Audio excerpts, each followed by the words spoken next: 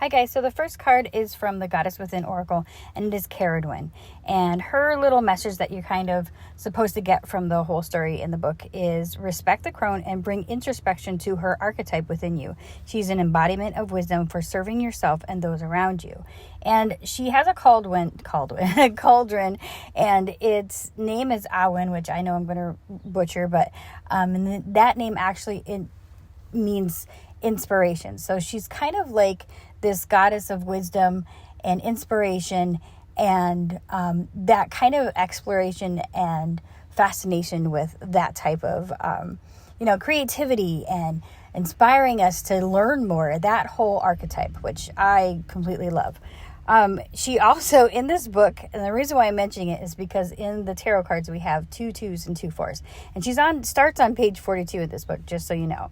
So some of her symbols can be the dark moon, which is the waning crescent, and she's also associated with hens and hawks, and I guess greyhounds too. So if that means something to somebody, maybe that's a hint for somebody. And also, just like most mythological heroines, she's somebody who is a shapeshifter. Somebody, in my book, I always feel like when they talk about that, they talk about somebody who has the ability to kind of go in between worlds and kind of get the most out of it. These are people who are flexible. They have an understanding of the depths and also the highs and the lows and how to go in between. I also feel like with her being representing the crone and that kind of quest for wisdom, I guess in some beliefs they feel like that the Holy Grail could have been her cauldron too, because the story goes that if you drink the brew from her cauldron, then you are inspired and you gain wisdom. But also I feel like this is also saying, because she's not only just wisdom, but it's also inspiration. I feel like this is embracing that fact that like we've learned things, and like, I feel like with me, I'm one of those people, like, the more that I learn, the more that I don't know. And I love that about that. I love not having definite and finite answers when it comes to my spirituality and understanding different aspects of other people's beliefs and combining them with my beliefs. I feel like it's saying that, like, the more you know, the less you know. And that quest and that inspiration for that is really the magic of it, of kind of finding that within ourselves. That's what innate wisdom really is capturing that whole wisdom of everything with the knowledge, but keeping that drive for more and using that to create that in yourself. And so with our tarot, we have my Crow Tarot, which is my favorite. I say my like I made it, but I didn't. I just love it, and that's why I also have her Oracle deck over there too, with the Liminal Forrest Oracle. So the first row is always the energy that we're in. We have the Queen of Cups and we have the Knight of Wands. So this kind of feels like, to me, as you know, with the Queen of Wands, we have that nurturing and loving inspiration. She's very insightful. So she's a very psychic queen. She's somebody who is able to tap in to kind of empathetically. She's an empathic type of queen, somebody who can kind of test the waters before she even gets there. She knows what's happening before she's even there. And then we have the Knight of Wands, which to me is always that spiritual warrior, but it's somebody who is passionate and spiritual, and they have that drive. So this feels like putting those inspirations and those wisdom that you gain from being insightful. So putting those insights into action. So I feel like this is what somebody, or maybe collectively or something, this is something that is happening. It's something with the Knight of Wands being driven by passion and that deep drive within, and the Queen of Cups being that person who is greatly emotionally sensitive to others and knows how to place that. So I feel like this is saying using our intuition and our insights to really get somewhere and to do something within our passion, feeling it deeper than deep, right? And so then on my row of what we need to work on, whether it be our focus or whatnot, I feel like we have the Six of Swords and we have we have the High Priestess. So the High Priestess is also a very intuitive and knows things, you know what I mean? She's got innate wisdom, but it's because she's an observer. This is somebody who gathers insight from the surroundings.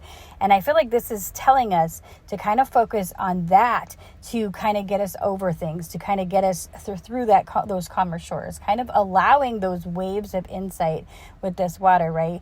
To allow us to get past things, to kind of go in the flow. I feel like that's kind of what this is about. It's allowing our insights and our intuitions to kind of guide us in this flow. And being the swords is a lot of times is mental. So this is a lot of insights into wisdom. This is deep ingrained wisdom, and we're allowing that and our intuition to kind of help us get through things. We're kind of being asked, and I feel like this is saying to allow that flow state to happen. You know things and you can feel things. Allow that to guide you. So, and then my third row is always what we have around us, or abilities or situations, people, talents, abilities. I'm trying to think of another word and I can't think of it. Qualities that we have. And then we have the Two of Pentacles, and we have the Four of Wands. Four of Wands is very much about harmony. And the Two of Pentacles is as something that we have to help us. I feel like this is somebody who is very balanced.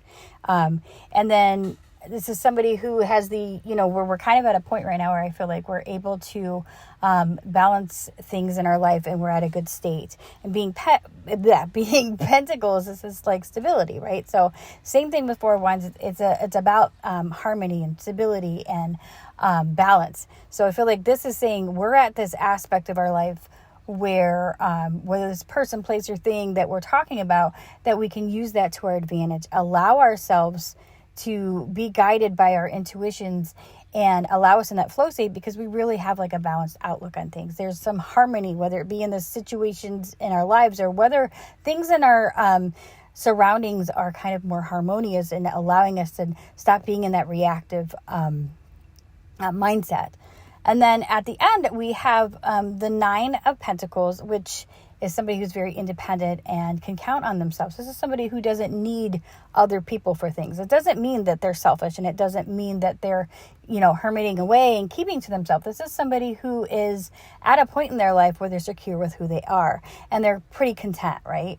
And then we have the Four of Swords, which Four of Swords for me, sometimes it's rest, but I feel like a lot of times for me, this always tells me that I need to tap into myself a little bit. You need to take a little bit of time to yourself, meditation, things like that, tapping into your own rhythm. But I feel like combined with the Nine of Pentacles, this is saying that you can rely on your instincts. This is definitely what this is telling me right now. It's telling me that you have the ability, whoever this is, whether collective, the situation, or whatever, big on this is telling me, again, allowing those intuitions and your inner knowing to guide you. You can count on yourself. We're at this balanced state. We're not reactive. We're not one of those, we're not going to double question ourselves if we kind of tap into the state. So I feel like this is beautiful. This just feels like somebody has gone and done a lot of work, and we're allowing those parts of ourselves, that wisdom that we gained, and that deeper understanding of how things work and how things flow, the feelings of things, our reaction to thing inside, right? Our biology can tell us these things. And I feel like we've kind of gained a knowledge of that. And it's allowing us to come to this more independent state where we're not second guessing ourselves. So we're not going to somebody else for that opinion. We know what we want and we know how to get it. And at the same time, deeply, deeply being able to tap into that inner understanding of our insights. And so at the other end, we have our Liminal Forrest Oracle, again by the author MJ Cullen, and I'll mess up her name, but she's the author of the Crow Tarot. I love her stuff. This is Shell. So maybe this is something that we've kind of kept inside, right? We didn't trust ourselves. I feel like this is a lot about learning to trust yourself.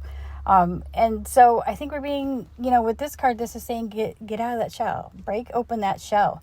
You are a beautiful, innate being, and you have this connection with your inner self, with Source, Great Spirit, whatever you want to call it. You have that ability. Trust yourself.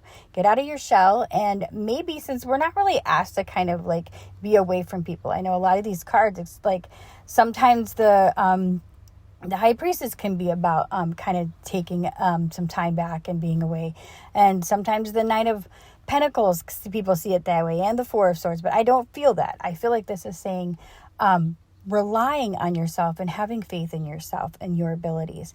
It's time to break out of that shell and trust, right? And then we go all the way to the other corner and we got our Herbal Astrology Oracle. And this one is the Sashana berry. I'm saying that so wrong, but whatever. And this berry, it's known as the five senses berry because it has, I think is it salty, sweet, sour, but it's got all the it's got all the flavors, and they say that it's a balanced yin yang because it has all of the, all the flavors mixed into one. So this again feels like balance. And this card in the inscription, it talks about grace. So grace is a very good word. I feel like a lot of times when we think of grace, it can be two things. It can be that kind of emotional release. And I remember I felt that once. That's whenever I hear the word grace, I think of the word surrender, because I remember I was at a time in my life where things like I was kind of panicking, and I remember just saying like out loud, I surrender. And immediately I felt what I would call grace. So sometimes there's that. And I think that can be a feeling that we can get from, feeling balanced and trusting ourselves. That's kind of like, being able to have faith, right? And so I think grace, whether you believe in an outward spirit or something within you or the connection with all of it, I feel like having that trust that we can trust our guidance and we can trust that we are going to be okay. That is kind of a form of grace. But it can also be somebody who is, able to kind of hold their own. Somebody is being graceful because they act with form and grace. And this is somebody who is balanced and independent and trusting themselves. So you kind of act with a little bit of grace. And the rulers are Jupiter and Venus, which Venus, kind of has that beauty and that, earthy love. And then with Jupiter is expansion. So I feel like, yeah, that's kind of like that warm, fuzzy, harmonious feeling. And I feel like that's kind of where we're if we're not at that state, we're going to that state. And then the words that they kind of describe with it says inner beauty, inspirations, euphoria, inspirations, just like Caradwin, euphoria, vision, supernatural powers, and synergy. And so synergy. If we think of synergy, what is that? That's blending of things, right? That is so balanced and harmony. So I really feel like what this is saying is, whether you're a young person, an old person, that really doesn't matter. I feel like there are a lot of young people I've met in my life that are very wise.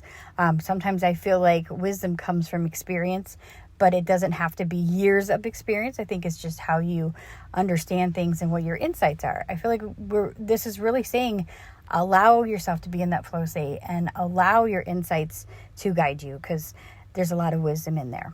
And I do feel like innately we get that. We're born with a lot of things that we don't understand how to tap into. And so I feel like with Caradwin, she represents wisdom for yourself and others. And I feel like being independent doesn't mean that you're avoiding people. It feels like you can trust yourself. And part of that wisdom sometimes is about giving it to others to better your surroundings, right? So I hope this means something today to somebody. I hope I wasn't all over the place. And I appreciate all of you. Thank you so much. And I will see you later.